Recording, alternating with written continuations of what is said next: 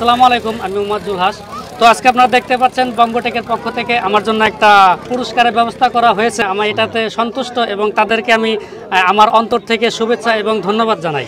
আসসালামু আলাইকুম, আমার নাম জুবাইর হোসেন, আমার কোম্পানি স্টার্টআপের নাম বঙ্গটেক। খুবই ভালো লেগেছে, স্পেশালি জুলহাস ভাইয়ের যে অর্জনটা, বাংলাদেশে প্রথমবার কেউ নিজের বানানো বিমান যেটা নিজে ফ্লাই করে দেখালো, সেটা আমাদের সবার জন্য ইন্সপিরেশন, পুরো বাংলাদেশের জন্য একটা ইন্সপিরেশন। আপনারা দেখতে পাচ্ছেন আকাশ বাতাস বিদীর্ণ করে আমাদের সাথে উপস্থিত হয়েছে আজকের এই প্রোগ্রামে বাংলাদেশের স্বনামধন্য একজন ক্যাপ্টেন আব্দুল্লাহ স্যার। ভিডিওটা শেষ পর্যন্ত দেখুন, ক্যাপ্টেন আব্দুল্লাহর চমক রয়েছে ভিডিও শেষে।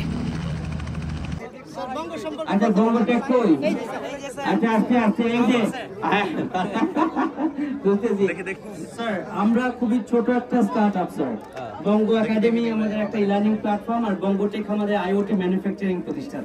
আপনি জানেন স্যার, বাংলাদেশে সবই তো বিদেশি গ্যাজেটস, স্মার্ট গ্যাজেট যাই সবকিছু তো বিদেশি প্রোডাক্ট, বিদেশি জিনিস আমরা ইউজ করি।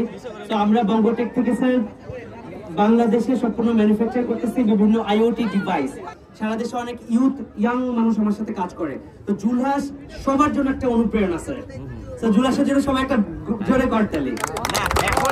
কারণ স্যার, আকাশে ওড়ার যে একটা স্বপ্ন, সেটা নিজের তৈরি একটা জিনিস যে ও করে দেখাইছে, এটা অনেকের জন্য একটা ইন্সপিরেশন হবে স্যার।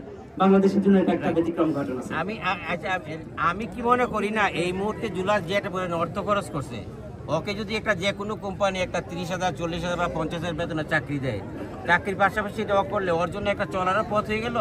প্লাস যদি কোনো কোম্পানি ওকে 30-40 লাখ টাকা দিয়ে ওকে যদি ফ্লাইং ক্লাবে ভর্তি করা যায়, তাহলে সেটা আরো ভালো হবে। ভর্তি স্যার, আমি মনে করি জুলহাস একজন উদ্যোক্তা বা সে যে ইনোভেটর, তো এই মানসিকতাটাকে আমরা কিভাবে সাপোর্ট করতে পারি স্যার? আপাতত ধরেন স্যার, বঙ্গটেক থেকে আমরা বা আপনারা সবাই একটু করে আমরা আগে আসছি। ওই জায়গা থেকে আসলে আমাদের একাডেমিক ব্যাকগ্রাউন্ডের মানুষজন এবং জুলহাসের এই টেকনিক্যাল নলেজ, এগুলো সব মার্জ হয়ে কিভাবে বাণিজ্যিক লেভেলে আমরা কিছু করতে পারি। সেটা নট লাইক যে শুধু সেটা যাত্রীবাহী বিমান হতে হবে, এটা হতে পারে স্যার ইউএভি, যেটা হতে পারে স্যার আত্মঘাতী ড্রোন টাইপের কিছু দেশের সামরিক খাতে যাতে অবদান রাখতে পারে। এই ধরনের জিনিস কিন্তু স্যার অনেক অল্প খরচে বানায় দেখা গেছে এটা দেশের প্রতিরক্ষা খাতে একটা বড় অবদান রাখা সম্ভব স্যার। আচ্ছা, ঠিক আছে, তাহলে মোটামুটি এইটুকু। আমি একটা শেষ না, থ্যাংক ইউ স্যার। আপনি ম্যাডাম কিছু বলবেন নাকি? হ্যাঁ, বলবেন না? আজকে এখানে শেষ করে দিই নাকি?